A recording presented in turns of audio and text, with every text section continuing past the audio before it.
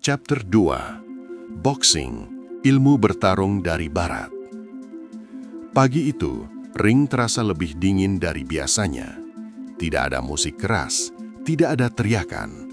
Hanya suara sepatu yang bergeser pelan di atas kanvas. Sff, sff, berulang, rapih, hampir membosankan bagi orang yang tidak tahu apa yang sedang dilatih. Seorang fighter berdiri di tengah ring. Tangannya naik, dagu sedikit turun. Ia tidak menendang, tidak ada lutut, tidak ada clinch, hanya dua tangan, satu tubuh, dan jarak. Pelatihnya berkata pendek, "Jangan buru-buru, boxing itu sabar." Kalimat itu sering disalahpahami.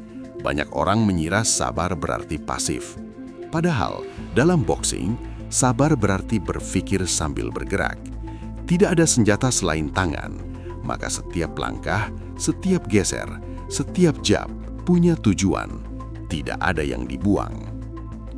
Berbeda dengan Muay Thai yang lahir dari kebutuhan bertahan hidup di medan perang, boxing berkembang dari konteks duel, pertunjukan, dan olahraga. Di Eropa dan Amerika, pertarungan tangan kosong perlahan berubah menjadi sistem yang terstruktur. Ada aturan, ada ronde, ada penilaian. Tujuannya jelas, menguji kemampuan, bukan menghabisi nyawa. Karena itulah, boxing sangat obsesif pada jarak. Ring boxing terasa sederhana, tapi justru disitulah jebakannya. Tanpa siku dan kaki, fighter dipaksa memahami ruang dengan presisi ekstrim. Terlalu jauh, pukulan mati.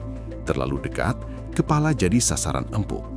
Fighter boxing yang matang terlihat seperti sedang menari, padahal otaknya bekerja keras setiap detik.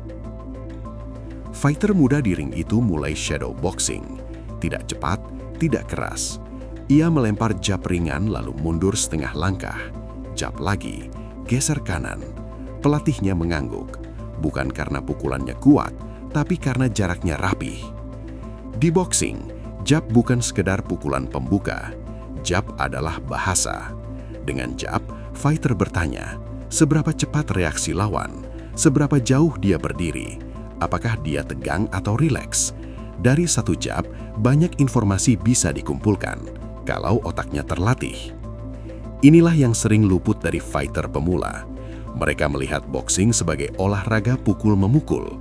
Mereka menilai dari knockout, dari darah, dari sorak penonton. Padahal, sebagian besar pertandingan boxing dimenangkan oleh keputusan, bukan karena satu pukulan besar, tapi karena ratusan keputusan kecil yang benar. Pelatih tua yang mengamati dari sudut ring tahu ini. Ia tahu bahwa fighter yang terlihat tidak agresif, seringkali justru sedang mengontrol pertarungan. Ia mengatur tempo, ia memaksa lawan mengikuti ritmenya, dan ketika lawan mulai frustasi, celah muncul. Ilmu modern kemudian memberi nama pada apa yang sudah lama dipraktikkan boxing, efisiensi energi. Dengan senjata terbatas, boxing mengajarkan bagaimana mengeluarkan tenaga seminimal mungkin untuk hasil maksimal. Gerakan berlebih dianggap pemborosan, emosi berlebih dianggap bahaya. Menariknya, prinsip ini sangat relevan bagi fighter Muay Thai pemula. Banyak fighter Muay Thai yang kuat secara fisik, tapi boros energi. Mereka menyerang terus, menekan tanpa henti, berharap lawan runtuh.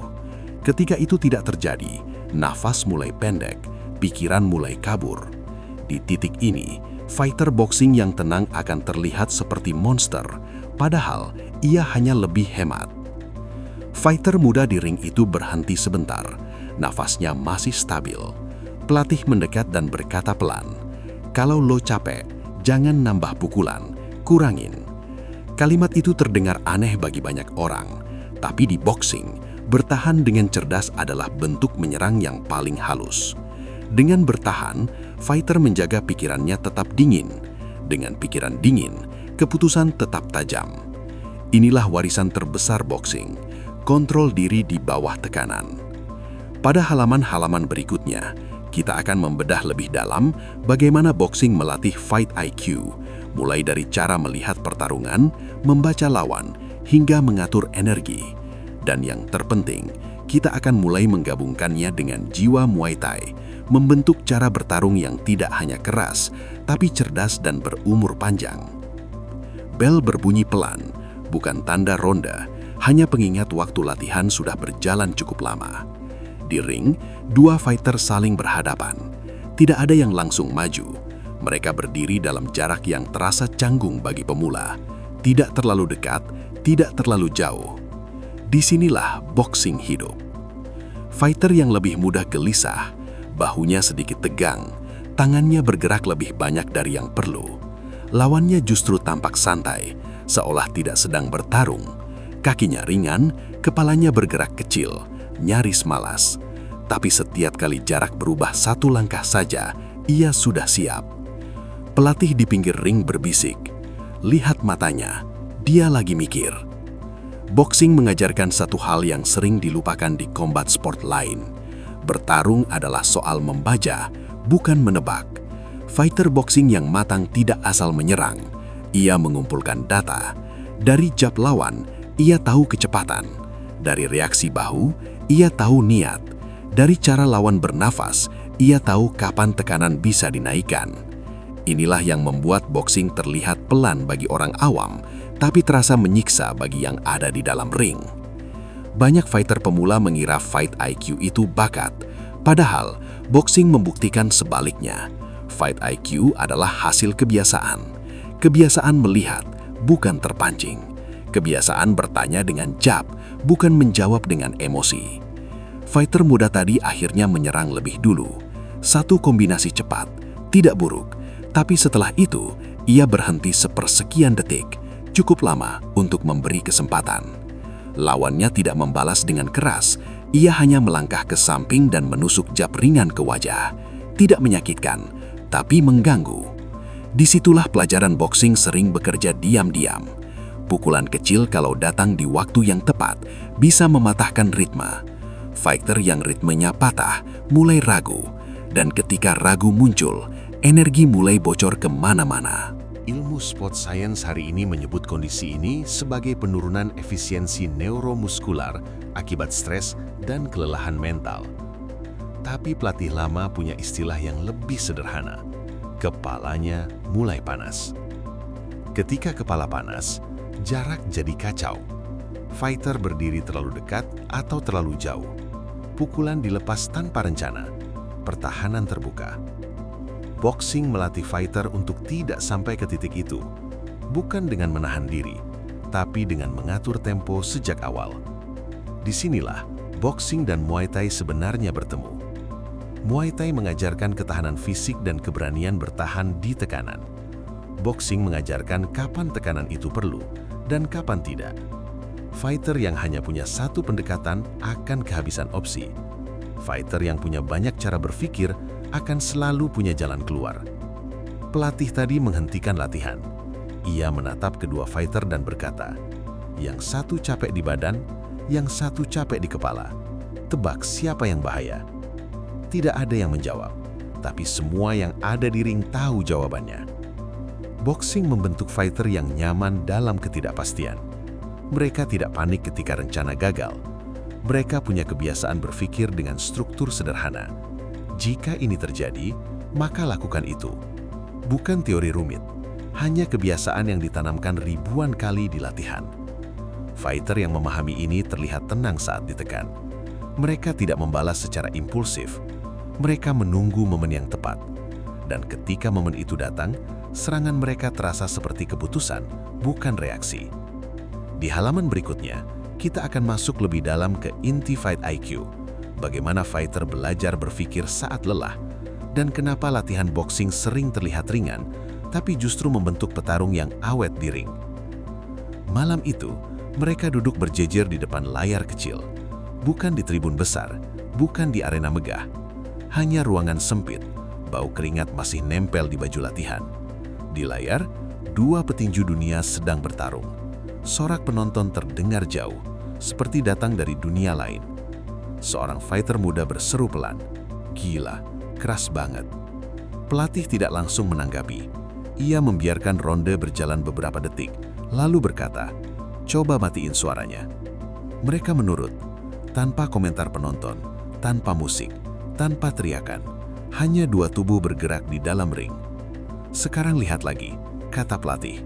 Bukan pukulannya, tapi alasannya. Awalnya terasa aneh, tapi perlahan sesuatu berubah. Jab yang tadi terlihat biasa kini terasa punya makna. Setiap langkah mundur bukan tanda takut, tapi undangan. Setiap pukulan yang tidak diteruskan ternyata jebakan. Fighter di layar seperti sedang berbicara dengan bahasa yang pelan tapi tajam. Disinilah boxing mengajarkan kebiasaan penting, melihat pertarungan sebagai rangkaian keputusan, bukan ledakan emosi. Petinju itu selalu melempar jab sebelum bergerak ke samping, bukan kebetulan. Setelah beberapa kali, terlihat jelas, setiap lawan mencoba membalas jab, celah di sisi tubuhnya terbuka. Petinju itu tidak buru-buru masuk, ia menunggu, ia sabar, ia tahu waktunya belum datang. Fighter muda mulai condong ke depan. Ia tidak lagi berkomentar soal keras atau seru. Matanya sibuk mengikuti kaki, bahu, dan nafas. Untuk pertama kalinya, ia tidak menonton, ia membaca. Boxing melatih kebiasaan ini sejak awal. Banyak cam boxing meminta muridnya menonton ulang pertarungan, bukan untuk meniru gaya, tapi untuk menjawab pertanyaan sederhana. Kenapa teknik itu keluar di momen itu? Jika pertanyaan itu tidak bisa dijawab, maka teknik itu belum benar-benar dipahami. Ilmu kognitif menyebut proses ini sebagai peralihan dari mode reaktif ke mode analitis. Tapi di ring, efeknya terasa sangat nyata. Fighter yang terbiasa menganalisis tidak mudah terpancing. Ia tidak panik ketika lawan agresif. Ia tahu, agresi sering datang dari ketidaksabaran. Pelatih mempost video. Lihat di sini, katanya sambil menunjuk layar. Dia miss pukulan, tapi habis itu, dia kemana? Semua terdiam. Petinju itu tidak mundur lurus. Ia geser sedikit, cukup untuk mengubah sudut. Gerakan kecil, hampir tak terlihat, tapi itu cukup untuk membuat lawan kehilangan posisi. Ini boxing, kata pelatih. Sedikit mikir, panjang umurnya. Banyak fighter pemula ingin segalanya cepat. Cepat menyerang, cepat menang, cepat terlihat jago. Boxing justru mengajarkan kebalikannya. Tahan sedikit, lihat sedikit, dan pilih momen. Fighter yang bisa melakukan ini saat tenang akan lebih mampu melakukannya saat capek. Karena di pertarungan asli, otak tidak pernah berada di kondisi ideal. Napas berat, pandangan menyempit, emosi naik. Itulah kenapa banyak kesalahan fatal terjadi di ronde akhir. Boxing menyadari ini sejak lama, bahkan sebelum istilah ilmiahnya populer. Karena itu, banyak latihan boxing tidak terlihat heroik, tidak selalu keras, tidak selalu penuh adrenalin, tapi selalu menuntut fokus di tengah kelelahan. Pelatih menghentikan sparring sejenak. Kalau capek, jangan cari menang, cari napas. Kalimat itu terdengar sederhana, tapi maknanya dalam. Fighter yang tahu kapan harus menurunkan tempo sedang menyelamatkan pikirannya sendiri. Dengan napas yang lebih terkendali, otak tetap bisa mengambil keputusan. Dengan keputusan yang lebih baik, tubuh punya kesempatan bertahan. Ini juga alasan kenapa muscle endurance dan kapasitas paru-paru sama pentingnya dengan power. Power bisa mengakhiri pertarungan, tapi endurance menjaga fighter tetap hidup di dalamnya. Fighter muda itu mulai mengerti. Ia berhenti mengejar pukulan besar. Ia bergerak lebih sedikit, tapi lebih tepat. Jab dilepas hanya saat perlu.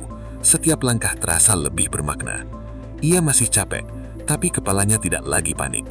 Disitulah, boxing diam-diam membentuk petarung yang awet. Sore menjelang, ring kembali sepi.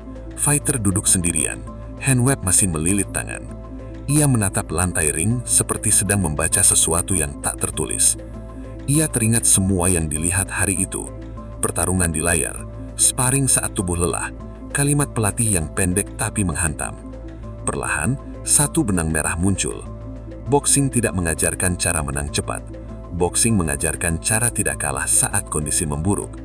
Di dunia pertarungan, ini adalah keunggulan besar. Banyak fighter terlihat dominan saat segar, sedikit yang tetap rapi saat kacau. Boxing membesarkan mereka yang bisa bertahan di kekacauan dengan kepala dingin. Di titik ini, boxing dan Muay Thai kembali bertemu.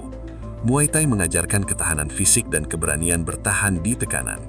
Boxing mengajarkan kapan tekanan itu perlu dan kapan tidak. Fighter yang hanya punya satu pendekatan akan kehabisan opsi.